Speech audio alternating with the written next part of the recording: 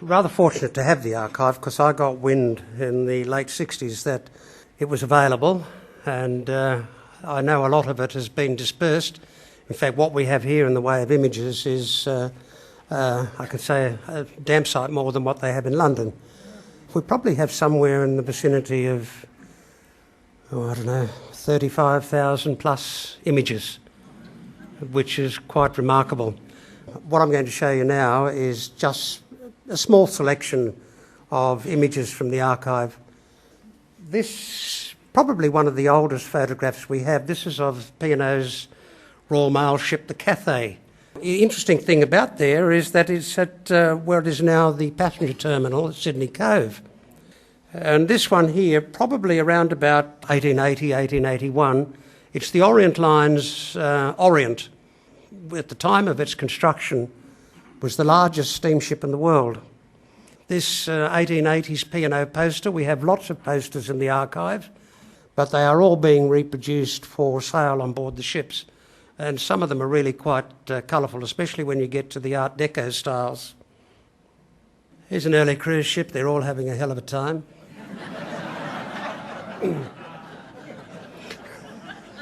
But that's on the P&O ship, the Oceana. We just don't know where some of these photographs come from. In fact, we assume it's the Oceana because that's what's written on the back of it. Now, Her Majesty's Yacht Ophir, on two occasions in the history of P&O, once on P&O and once in the Orient Line, we've had ships that have been requisitioned by the Admiralty for service as royal yachts. This one, the Ophir, which was built for the Orient Line in 1891, was built by Robert Napier in Scotland, in Glasgow. And after it went into service, the Orient Line immediately took the builders to court because she was consuming 127 tonnes of coal a day, which they thought was excessive. Anyway, along came the Admiralty in 1900 and said, look, we're going to take over your Ophir fit it out as a royal yacht. Orient Line was delighted because it meant that the Admiralty would pay, the government would pay the money and let them foot the coal bill. This is the Orizaba, which was lost off Fremantle in 1905. Do you know where she's alongside there? That's where the Opera House is now. And that wonderful building there is, one of those high-rises that run along that part of the wharf. We don't know what ship this is. However, I suspect it's the Arcadia, which is the sister ship to the Oceana. And they were built in 1887. 4 ships were built to commemorate Queen Victoria's 50th anniversary. This shows the Mantua and the China, which are 2 Royal Mail ships. One of them's obviously coming to Australia and the other one is making its way to the Far East. Lovely 1909 poster. Now, this was discovered quite by accident. They were pulling down a wharf at, I think it was 19 or 20 Piermont, and between the inner and outer walls of this little building, they discovered this brown paper parcel which had 6 of these in them. Lovely artwork in the ships. And that's celebrating the M-class ships which were built between the early 1900s through to 1910. This is the other ship that was requisitioned as a royal yacht. This is the Medina, one of the M-class ships, and she's been fitted out as a royal yacht. There were 780 crew taken on board to look after the royal party of 18.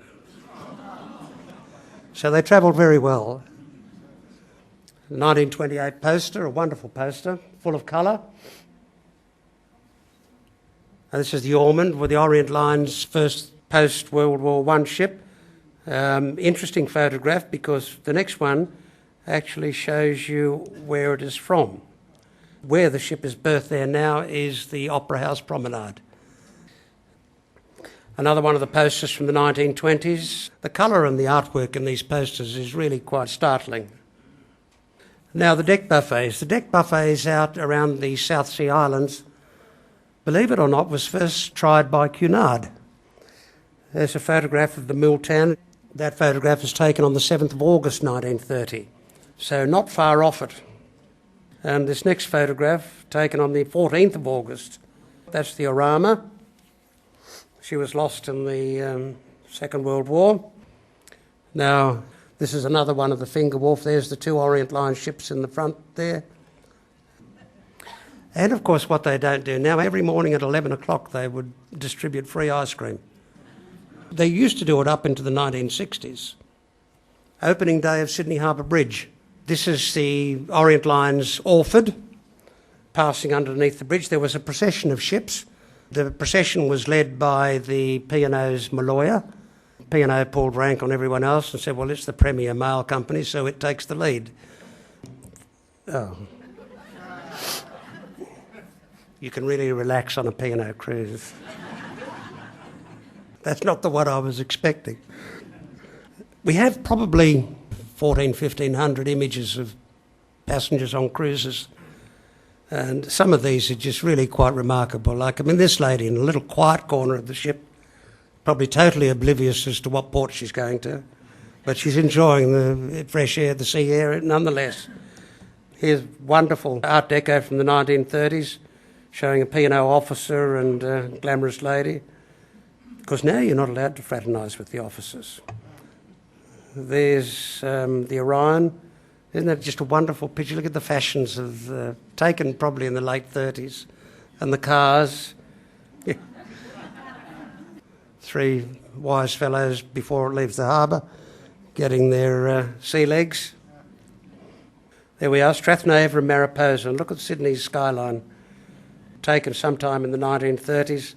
You can see there what I said earlier about the three funnels on Strathaird and Strathaird. Only the first and last one, they were dummies. Oh, they're at it again. Someone should have told the nurse in the front to put his legs together. Fancy dress on board one of the Orient Line ships. Now, this is quite remarkable. This is a P&O. This was put out as a poster. And I've been looking at these things for years and years and years, and only recently understood what this was. It's been signed by Douglas Annand and Max de Payne. Now, that would put this poster really into a very select group. You wouldn't find normally two such high-profile artists as that producing an image of this sort. There's the Malloya up front. This is the opening day of the Harbour Bridge. There's Orford coming up behind. Just the sort of person you want to miss when you're on a cruise.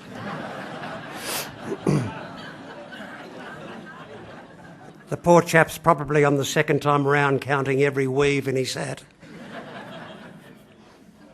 It's just typical, isn't it?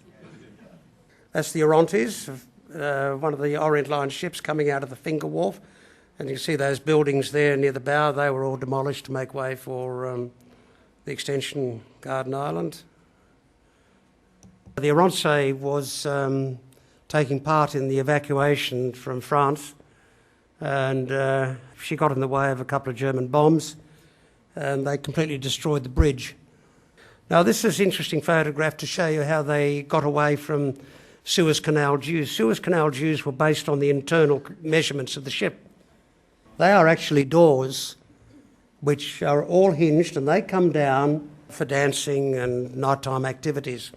But as they approached the Suez Canal, they'd hook all these doors up. So therefore, it no longer was tallied for Suez Canal dues. It was regarded as deck space. There's a wonderful 1930s poster by another renowned Australian artist, Walter Jardine. And there's the Orion departing Farm Cove. Now, this photograph is the famous Orsova. Orsova, built in 1909. This is her final departure from Melbourne. You notice the dog waving goodbye. And also to the left, you'll see on the bicycle handle the sulphur-crested cockatoo who came down for the day as well. Now, just an indication of what the ships were like. Orient Line, in the 1920s, when they built the famous Five, they carried first and third class passengers only. Now, this is where the first class spent its time eating and imbibing, and this is where the third class ate. It's a big difference in the two. But at least you can say in third class, the tablecloth's all nicely ironed. And There's a great picture here of the Orchids, a Ronce and a Otranto taken in 1955 from where we are now, actually, is pretty close to where we are. And we were talking to some people in afternoon tea about Barangaroo.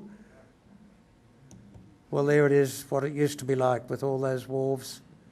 That's looking the same day, looking in the opposite direction.